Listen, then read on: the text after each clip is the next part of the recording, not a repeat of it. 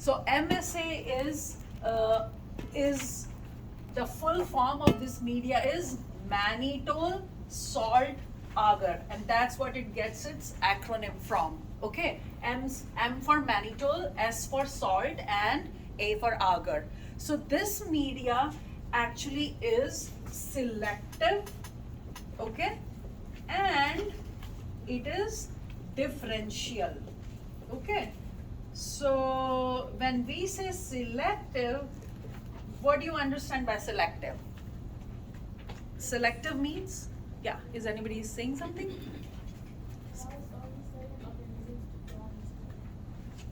Yeah, it's gonna select the organisms that can grow on it. Make sense? Selection.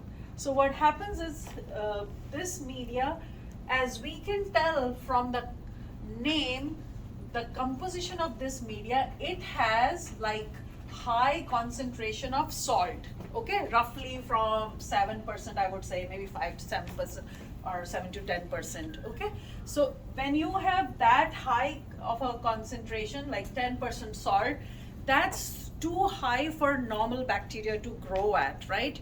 But there is one bacteria called Staphylococcus aureus. That is the one that loves the sweaty armpits, loves the sweaty areas of your body. Okay, guys? So that bacteria definitely, because it loves salt, so that bacteria is what we inoculated in our first quadrant here. That's called Staphylococcus aureus, because it loves to grow in high salt concentrations, and this media has that.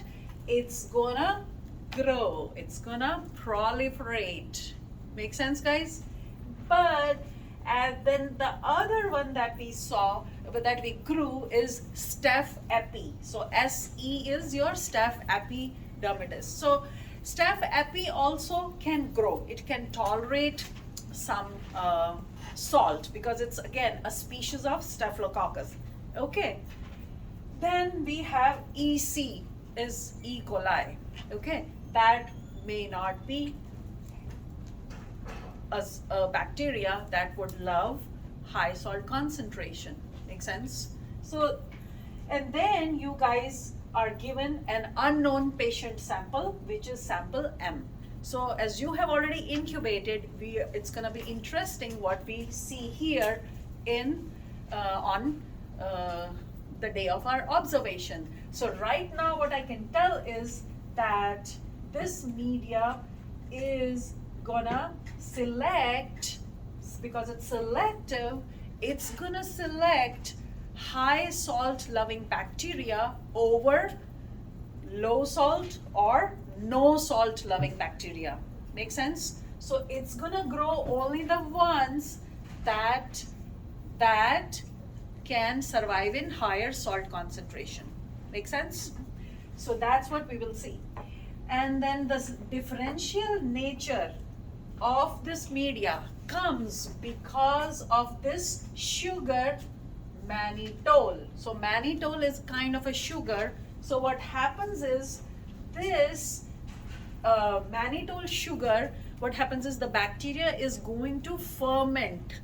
Using this sugar, it is going to undergo the fermentation. So when it ferments, when a bacteria ferments something, undergoes fermentation, it produces acid as a byproduct. Okay, so what happens, another thing in this media is a pH indicator called phenol red. Okay, so phenol red is the pH indicator. Now, if the bacteria is able to use this sugar mannitol, it is basically undergoing fermentation. When it undergoes fermentation, it's going to produce acid. So as a result of acid production, the phenol red is at room temperature is red in color, as the name indicates. But when you give it acidic condition, phenol red changes to yellow. So you are going to see after incubation, a yellowing of the media around the bacteria that was able to use the mannitol for the fermentation.